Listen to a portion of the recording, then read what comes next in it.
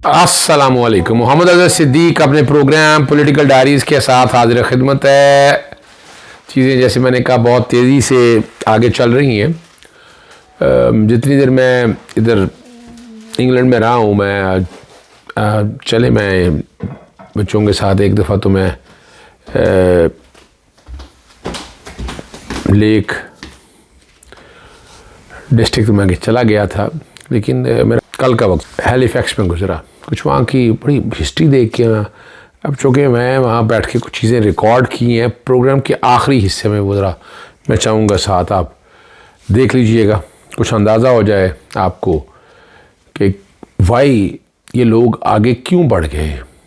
मैं उसी वक्त बात करूँगा, लेकिन अभी आपको मैं दो बातें करनी है। एक तो आज़म मजीद तारड़ ने यहाँ लंदन में जो प्रेस कॉन्फ्रेंस की है, वो क्या बात है, ज़रा उस पर गुफ्तगू कर लेते हैं। पहले ज़रा सुन लीजिएगा वो प्रेस कॉन्फ्रेंस आज़म मजीद तारड़ ने जो यहाँ की है। कहानी बता रही हैं तोता मैना की वो कि जनाब हमने कुछ नहीं किया, हम दो बातों पे गुफ्तगू की है। एक का तो जवाब सवाल, जी जनाब नवाज़ शरीफ जो है ना जी, वो कानून हमने बना लिया है, सेनेट में पास हो गया है। अच्छा, वो कानून क्या है? कानून है कि नाहली को रिस्ट्रिक्ट कर रहे हैं 5 साल के लिए। एक बंदा सादों का अमीन है नहीं, आप रिस्ट्रिक्ट कैसे कर सकते? क्वालिफिकेशन में मैं आपका पहले बता चुका हूँ, और पहले ज़रा वो सुन लें। आप दोनों इश्यूज़ में बाद में बात करूँगा, पहले वो ज़रा सुन लीजिएगा। कायद मियां मोहम्मद नवाज शरीफ साहब से मेरी जो कल की मुलाकात थी, वो हमारे जो उनके मुतल्लिका कानूनी अमूर हैं बुनियादी तौर पे उनके बारे में थी। जो आपने सवाल पूछा कि क्या इमरान खान साहब या फ़लाँ शख्स पे फ़ौजी अदालतों में मुकदमा चलाया जाएगा, तो ये मैंने पहले अर्ज़ किया कि इसका तयन और इसका फ़ैसला हमारा मुल्की कानून करता है। ये किसी एक फ़र्द या एक ग्रुप ने नहीं करना होता। कानून के तहत अगर एविडेंस कलेक्ट करेगी JIT, जो कि जिसमें सिविल और अस्करी इदारों के ऑफिसर्स हैं, जिन्हें ड्यूली नॉमिनेट किया हुआ है, कॉन्स्टिट्यूट किया है हुकूमतों ने, जहाँ जहाँ पे ये जराइम हुए, वो जो रिकमेंड करेगी उसके मुताबिक तो बता दें कि तमाम कानूनी रुकावटें दूर होगी नवाज शरीफ पाकिस्तान जाने के वाले से। वो इंशाअल्लाह उल अज़ीज़ देखिए जी, उनका तो जब से मैं समझता हूँ कि एवन फील्ड का फ़ैसला आने के बाद, जिसमें मोहतरमा मरियम नवाज शरीफ साहिबा को और कैप्टन सफदर साहब को बरी किया जब इस्लामाबाद हाई कोर्ट ने, वो फ़ैसला आपकी नज़रों से भी गुजरा होगा। वो तो उसने वो सारा कुछ कहते हैं ना, दूध का दूध और पानी का पानी हो गया। दूसरा मुकदमा जो है उसमें भी तकरीबन यही सूरत हाल है। सारी दुनिया को पता है कि किस तरह से एक मंसूबा साजी करके उस वक्त के मुंतखब वज़ीर आज़म को उनके मनसब से हटाने के लिए ये सारा खेल खेला गया, और एक शख्स को लाने के लिए रामवार की गई कि उसको और तो कोई तरीका नहीं है, पहले इनको नहल किया जाए और फिर ताहयात नहली, और उस पर जो आज तक जो सिविल सोसाइटी, वकला तंजीमें, सियासतदानों ने कौन सा ऐसा सेगमेंट है जिसने तनकीद नहीं की। मियाँ साहब के इंशाअल्लाह उल अज़ीज़ मुशावरती अमल जारी है। अल्लाह खैर करे, वापस जाएंगे, पार्टी की मुशावरत भी होगी। मियाँ साहब ख़ुद उसमें ज़ाहिर है उनका अपना मेजर रोल होगा, और जो वो रोड मैप देंगे उसके मुताबिक इंशाअल्लाह उल अज़ीज़ इलेक्शन से पहले मियाँ साहब पाकिस्तान में होंगे। इंशाअल्लाह इलेक्शन कैंपेन मियाँ साहब खुद लीड करेंगे इंशाअल्लाह उल अज़ीज़।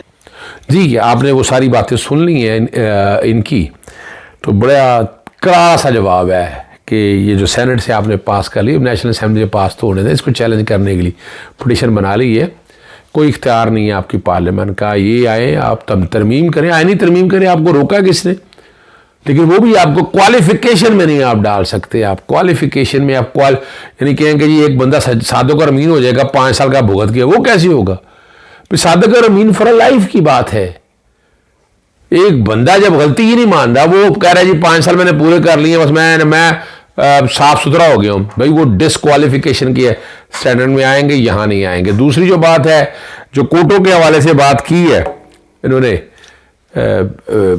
मिलिट्री ट्रायल के हवाले से, तो मैं आमिर मतीन साहब के साथ रात प्रोग्राम में था, तो वहाँ मेरा नुक्ता नज़र सुन लीजिएगा। यानी दूसरे पोर्शन का जवाब जो है वो ब्लर करके चला रही हैं, ज़रा वो सुन लीजिएगा। सिद्दीक साहब, अभी आमिर साहब से मैंने ये बात की कि बात है इम्प्लीमेंटेशन की। पहले सुप्रीम कोर्ट ऑफ पाकिस्तान के वाज़े अहकाम थे कि इलेक्शन होंगे, मगर उसके ऊपर इम्प्लीमेंट नहीं हो सका था। अब ये मिलिट्री कोर्ट्स के हवाले से जो पिटीशन दायर हुई है, सुप्रीम कोर्ट ऑफ पाकिस्तान के पास गए हैं, तो बात तो वहीं पर रुक जाएगी कि क्या इम्प्लीमेंटेशन होगी अगर फैसला इसके बरखिलाफ आ जाता है। बहुत शुक्रिया। देखें, एक बात तो बड़ी वाज़ेह है कि जो फौजी अदालतें कायम करने के कॉन्टेक्स्ट में 2 जजमेंटें जो हैं महरम अली और मलिक लियाकत अली वाला केस रिकॉर्ड के ऊपर मौजूद है। और इस केस में एक बात तो बड़ी वाज़ेह आ गई है कि इमरान खान को हरफे जो कोई भी एक्शन लेना चाहते हैं या पाकिस्तान तहरीक, यानी इसमें बदनीति का एलिमेंट मौजूदा हुकूमत का नजर आ रहा है। यानी आज लंदन में आजम मजीद तारड़ साहब आगे आकर बैठे हैं और सारे नून लीग के जितने आसपास दाएं बाएं उन्होंने वो लोग बिठाए हैं। और अगर यही बात बताई गई कि यानी अब आके उन्होंने स्टैंड बदला है, इस वक्त कोई तकरीबन 6 के करीब पिटीशनें दायर हो चुकी हुई हैं। जैसे एहतजाज ऐसा साहब ने आज तक कोई बराह रास्त पिटीशन दायर नहीं की है।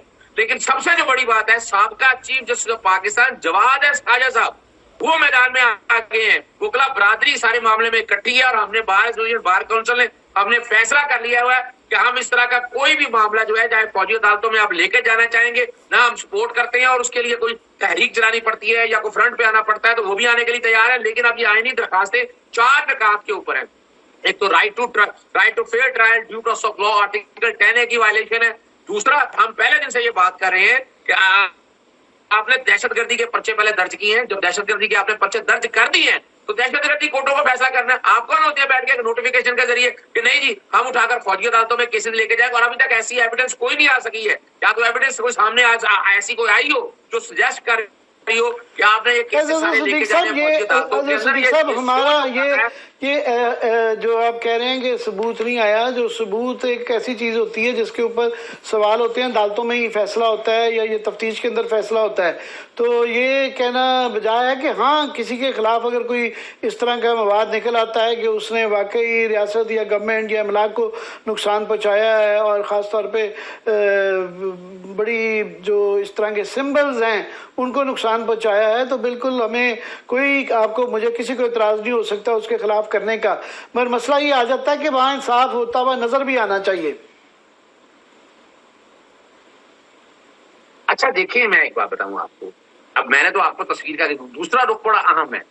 आप ऑफिशियल सीक्रेट एक्ट या आर्मी एक्ट 1952 के तहत सिविलियन को कैसे ला सकते हैं? यानी एक सिविलियन को जिसने कोई काम ही ऐसा नहीं किया, मिसाल के तौर पर चले जिन्होंने जाके तोड़ फोड़ की, आप उसके हवाले से चले मान लें अगर हमारी अदालतें, हमारी आईनी अदालतें कह देती हैं कि आप उनका ट्रायल कर सकते हैं, लेकिन इस केस के अंदर तो ऐसे सवाल उठ रहे हैं कि जब ट्रायल कोर्ट के अंदर आप लेकर जाएंगे आपको ये साबित करना पड़ना है कि ये बकायदा मोटिव के से था, प्लान के साथ था। अभी तक तो हमने कोई चीज देखी नहीं। फिर दूसरा ऑफिशियल सीक्रेट एक्ट की वायलेशन कैसे है?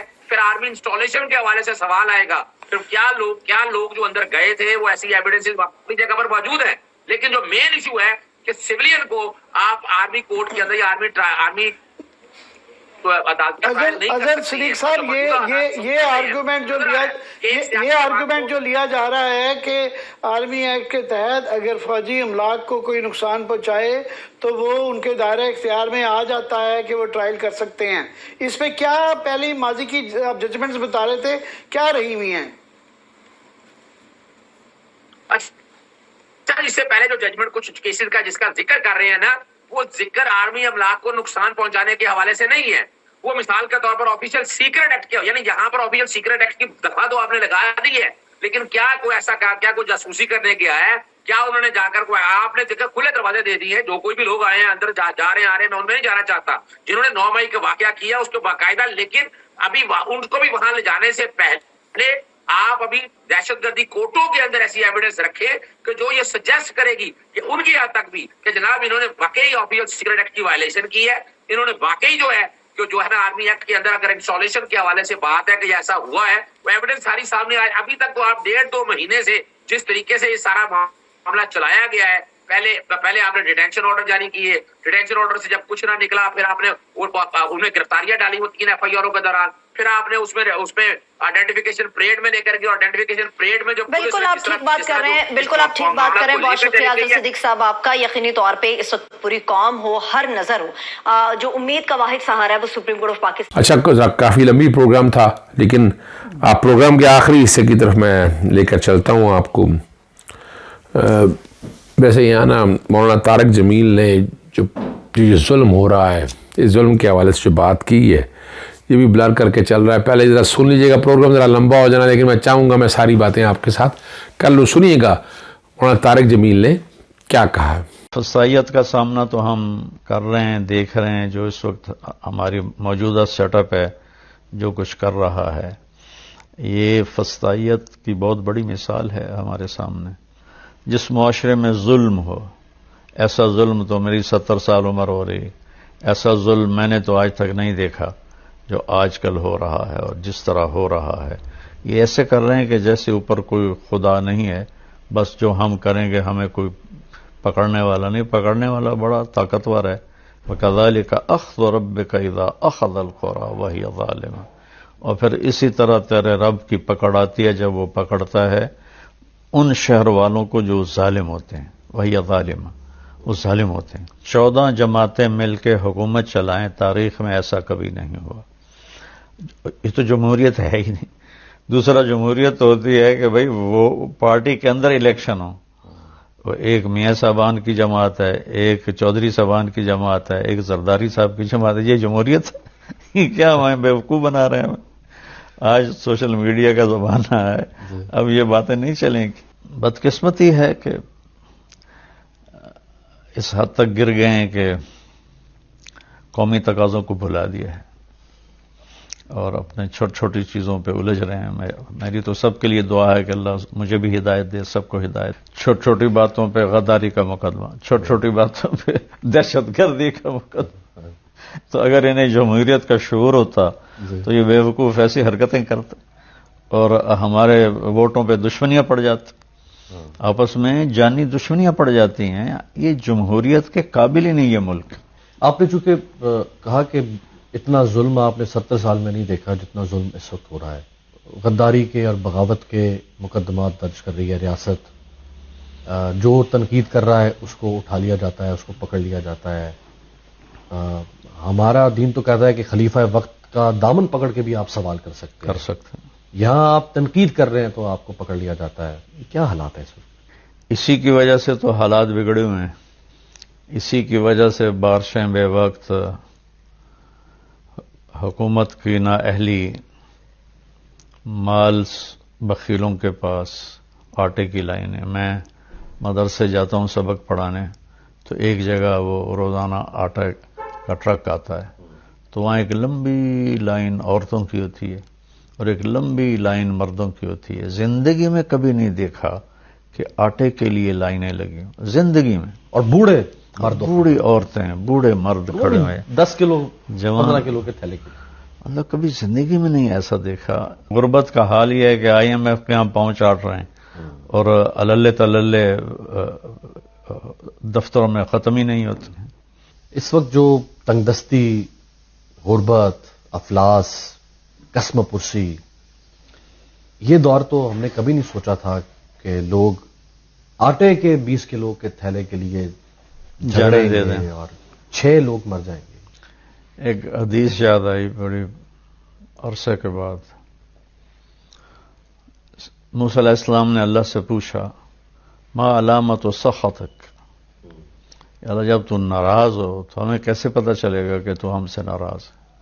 तो अल्लाह ताला ने फरमाया कि उमतिरु अलैहिम इब्बान ज़रअहिम, उमतिरु अलैहिम इब्बान हसादहिम व अमनअहु इब्बान ज़रअहिम व अज्जलुल मुल्क फी सुफ़हाइहिम वल माल फी बुखलाइहिम। कल फरमाया मूसा 3 निशानी है। बारिशें बेवक्त कर दूंगा, पहली निशानी। दूसरा, हुकूमत बेवकूफ़ों को दूंगा, नाअहलों को दूंगा। तीसरा, पैसा बखीलों को दूंगा। या अल्लाह, जो ये हालात बने हुए हैं फस्तायत के, इनसे पूरी कौम को नजात नसीब फरमा।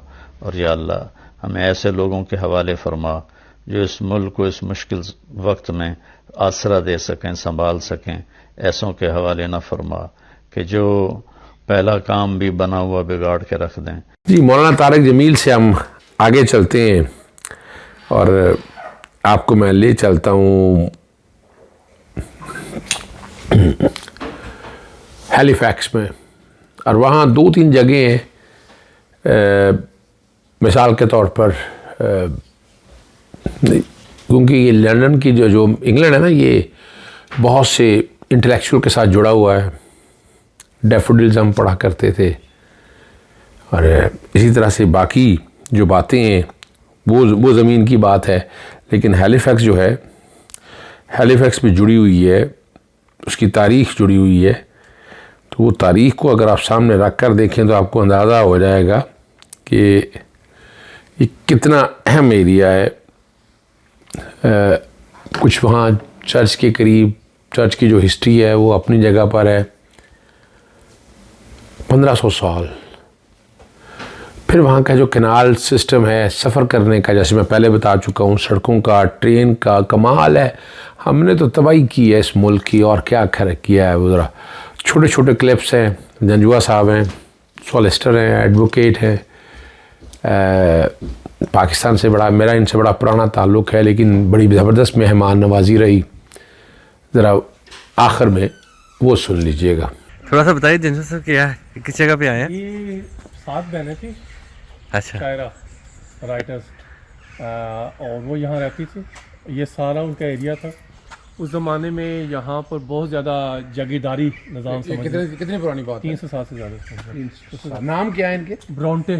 ओहो, ओके, ब्रॉन्टे, ठीक है। ये सारा उनका घर था। और उस ज़माने में यहाँ ऊंच नीच का तबकाती निज़ाम बहुत था। तो ये इनकी बड़ी गुर्बत में ज़िंदगी गुजरी है। तो ये 2-3 बहनें थी, इनकी वैसे टीवी से इन चीज़ों से बहुत हो गए थे। जब ये अब ये शेक्सपियर के बाद अगर इंग्लिश लिटरेचर में सबसे नाम है, बहुत नाम है, जो लिटरेचर से प्यार करते हैं वो जानते हैं इसको। मेरा इरादा तो कोई नहीं था कि मैं सफ़े यादाश्त लिखूं, पर लेकिन जंजुआ साहब ने आदत डाल दी हमें आकर। और हमें हैलिफैक्स से इंग्लैंड तो मैं काफ़ी फिर लिया, किसी को मैंने कहा नहीं, मैंने लोग कहते रहे, लेकिन जंजुआ साहब ने प्यार ही इतना किया, ले आज। और तो तारीख देखने निकले, कहने लगे आज आपको लेके चलते हैं कोई 700-800 साल पुरानी जगह में। 700-800 साल पुरानी कौन सी जगह आ जाएगी यहाँ पर? ये कोई रामे मिस्र तो नहीं मैं जा रहा। कह लेंगे नहीं, यही दिखाते हैं आपको। और ये आप देख रहे हैं, ये है पैरिश है, मैं राइट? पैरिश चर्च है, और गालबन को 1700, आप भी बताइएगा, मैं क्या पूछूंगा। ये 1730 में इसको दोबारा रिकंस्ट्रक्ट किया गया। ये जो अभी एक्चुअली 1500 पहले था। हाँ, 1500 देखना, एक्चुअली 1500 होगा ना। 1730 में ये दोबारा इसको इस सूरत में, लेकिन 1500 सदी का, 15 से अगर 2300 पे आ जाए कितना सा आप कैलकुलेट। हाँ बिल्कुल, 700-800। लेकिन अभी देखें इसके जो स्टोन है वो आहिस्ता सा क्रम्बल हो गए नजर आ रहे हैं यहाँ से। ये लेकिन ये अभी तक चल रहा है। ये पीछे क्या चीज़ है? ये इनकी जो रहती होगी ना, ऊपर चर्च। अच्छा, यानी ये भी चर्च का हिस्सा ही है? सारा इसी का हिस्सा है, ये चर्च ही का हिस्सा। ये इतनी ऊंची बिल्डिंग, जी वाकई 1730 में बनी, जो पहली, लेकिन उसके बाद जो मौजूदा है जो 1730 में। फिर भी देखिए आप उस वक्त बैठ के बनता है। और ये अंदर पूरा हाल वही है, वो जो आप मुझे आप नेट पे दिखा रहे थे, ये सारा कुछ सारी चीज़ों के सामने रखते हुए। नहीं जी, अब चीज़ तो आपने सारी देख ली, आपको अंदाज़ा हो गया होगा। दरख्त कोई नहीं लग रहे हैं मुझे वैसे। दरख्त तो अब जाहिर है कुछ पुराने में हाल मौसम की वजह से नजर हो गए। दरख्त तो नहीं लग रहे, लेकिन एनी केस सर्दी लग रही। यहाँ से निकलने लगे थे तो एक और मेरे लिए तो नई चीज़ है। तो मुझे बताया गया कि ये कंपास कह दें आप, ये एरो सी एक बनी हुई है, तो साइड पे कोई क्रॉस लगाए हुए हैं, यानी सूरज की रोशनी पड़ने से इसकी कोई डायरेक्शन सेट होती है। और वो बिल्कुल लगी है ये चर्च के साथ ही। मेन एड्रेस देख के आए हैं, ये कोई पत्थर वगैरह भर रहे हैं, आप यूँ कह सकते हैं इसके, लेकिन बड़ी हिस्ट्री है जी। मैंने कहा जाते हो आप तक ये बता दें, करीब से आपने ये देख ली होगी। चलें चलते हैं। ये इसे कमाल है, पूरा लंदन या अपने इंग्लैंड सारा फैल है। इतने घर है, इनका स्टाइल एक ही, अमीर गरीब, क्या ये कॉन्सेप्ट है? ये क्या कॉन्सेप्ट है? ये वेदर की वजह से। मैं तो मान लिया वेदर, आपने छाती बनानी, मरी में हम भी तो बनाती है ना यार, आप वो तो छोड़े ना। घरों का स्टाइल और तरीकाकार एक ही है, ये क्या चक्कर है? इसकी वजह से ये कि यहाँ एक एक घर नहीं बनता, जब भी बनती है पूरी कॉलोनी बनती है। 100, 200, 300, यानी मैं खुद नहीं बना सकता घर अपना। आप बहुत कम, अगर चांस मिलेगा भी तो जो एरिया की जो लोकेलिटी है ना, उसको मेंटेन करना। तो फिर ये हुई ना बात। जैसे तो मैं वही तो कह रहा हूँ ना कि बैरिया टाउन है, या कोई अमीर है या गरीब है, उसने उसी में रहना है, उसी में वही बड़ा स्टाइल का। तो होता है इस तरह की, जिस तरह की कौंसिल परमिशन देती है ना, तो आपसे कहती है कि आपने इस एरिया की जो रवायात हैं, जो तामीरात, तर्ज तामीरात है, उसको मुतासर नहीं करना, आपने उससे मिलते जुलते करना है। और सब ये जो है यॉर्कशायर स्टोन यहाँ पर यूज़ हुआ है, तो अगर आपको यहाँ कोई दीवार नहीं बनानी है तो आपको बैरूनी लुक वैसी ही देनी है, अच्छा, आप दूसरी नहीं दे सकते। अच्छा, वो यानी वो देखें सेम है। अच्छा, हाँ, वो आप ईंट नहीं लगा सकते। सफ़र का इख्तिताम करते हुए हम यहाँ आए तो वैसे मैंने जो साहब ये किताबों में शायद पढ़ा है, लेकिन आज प्रैक्टिकली देख के बड़ी हैरानगी हो रही है कि यार ये लोग देवर बॉर्न टू रूल, मेरा ख्याल है, मैं यही कह सकता हूँ कि जिस तरह बिल्डिंग है ये 1811 में इन्होंने ये Leeds to Liverpool coast to coast canal बनाई थी। अच्छा, ये तो सिर्फ एक बता रहे हैं ना, ये तो पूरा लंदन, पूरा इंग्लैंड जो है ये ऊंचा नीचा सारा कैसे मैनेज करते हैं? उन्होंने लेवल किया हुआ था। ये जरा दिखाइएगा करीब से, ये दिखाइएगा करीब से, ये सारा फ्रॉम कोस्ट टू कोस्ट, और ये इनका सिस्टम था, ब्रिटिश वाटरवेज 1811 बता रहे हैं आप जी। और इसमें ये था कि उस वक्त ये हम यहाँ आते हैं, ये क्या है? ये जो ट्रांसपोर्टेशन, जो जितना भी माल, जितने वूल, जितना भी ये बनती थी, ये ट्रांसपोर्ट करते थे इसके जरिए। तो इंडिया से कैसे लाते थे? ये नहीं, ये सी तक जाता था। अच्छा, सी से जो सामान वापस आया उसी तरीके से वो यहाँ से वापस लाते थे। तो ये यानी ये सारी जो है ना नीचे, अब देखें मैं जो देख रहा हूँ कि यहाँ से अगर ये मैं देखूँ, यहाँ से नीचे अगर देखूँ जी, तो ये कम से कम 10 फुट नीचे है। ये पानी को रोकते हैं, फिर इसको लेवल करते हैं। जब इधर से किश्तियाँ आती हैं, बोट आती हैं, वो इसको नीचे उतारती हैं, पानी पर लेवल का मतलब ये भी वो उतना ही पुराना है, उतना पुराना सारा है। क्योंकि एक जो ऊपर नीचे को लेवल करने का यही तरीका कार है कि एक तरफ से वो पानी ऊपर करते हैं, यहाँ से हम ये सारा देख रहे हैं वो वहाँ तक जा रहा है, और ये पहाड़ी इलाका है, ये साइडों पे घोड़े चलते थे। और वो अच्छा, ये जो साइडों पे जगह बनाई हुई है, ये उसको घोड़े थे, घोड़ा चलता था उस साइड से, ये तीसरी साइड से बैलेंस करते थे, और एक बंदा घोड़ा लेके चलता था। अच्छा, और वो उसको पूछ सकता सारा सवाल, यहाँ से लेकर वो सारे, ये तो फिर महीनों का सफर होगा, हफ्तों के हिसाब से, तो उस रूटीन थी ना उनकी। अच्छा, ये बताइएगा ये सारी बोट क्यों खड़ी है? ये यहाँ पर लोगों के ये घर है, क्या लोग इसमें रहते हैं इनके, एक घर में, ये घर है, जी, इनमें घर बने हुए हैं। वो देखो वो सामने एक शख्स है अभी उसके अंदर। ये इनका फायदा ये है कि ये कौंसल टैक्स जो सालाना प्रॉपर्टी टैक्स है वो इससे एग्जेम्प्ट होते हैं। अच्छा, ये 1000 बिजली बिल, हाँ, बिजली बिल उनका अपना वो बनाते हैं, चार्ज करते हैं छोटा छोटा, लेकिन ये उससे रहती है, और ये इसी में रहती है। और ये बड़ी यहाँ की एक तरह की इनकी बड़ी लग्जरी लाइफ है। अंदर जाए इनके बड़े अच्छे फ्लैट्स बड़े अच्छे बने होते हैं इनके। कमाल ही हो गया, कमाल। अच्छा, हाँ, ये ऊपर सोलर पड़ा हुआ है। हाँ जी, ठीक हो गया, ये बिजली जनरेट करते हैं। ठीक, कमाल हो गया जी। ले जनाब, बहुत शुक्रिया आपका जनरल साहब। आइए आपको कॉफ़ी पिलाते हैं। हाँ, चलें कॉफ़ी पीते हैं अब। लेकिन ये देखें, मैं वैसे पहली दफ़ा ये, लेकिन ये एक्सपीरियंस अच्छा है, और आप सब लोगों को ये समझना चाहिए कि ये लोगों ने आर्टिस्टिक माइंड तो अपनी जगह है, कंस्ट्रक्टिव माइंड अपनी जगह है, लेकिन इन लोगों ने पूरी दुनिया में रूल, यानी मैं पूरी बिल्डिंग्स देख लें आज, इन्होंने कोई भी एम्पायर अगर चली है तो वो इन्होंने अपनी हिस्ट्री बचाई है। और एक हम है कि हम लोगों ने अपनी हिस्ट्री तबाह कर दी है, बचाया ही नहीं था। अगर हम आने वाले नस्लों को क्या बताएं? अब वो मेट्रो ऑरेंज अब चैलेंज किया, बड़ा शो डाला। जैसे अब हमारे लोगों का करतूत है, नहीं बताया तो अच्छा।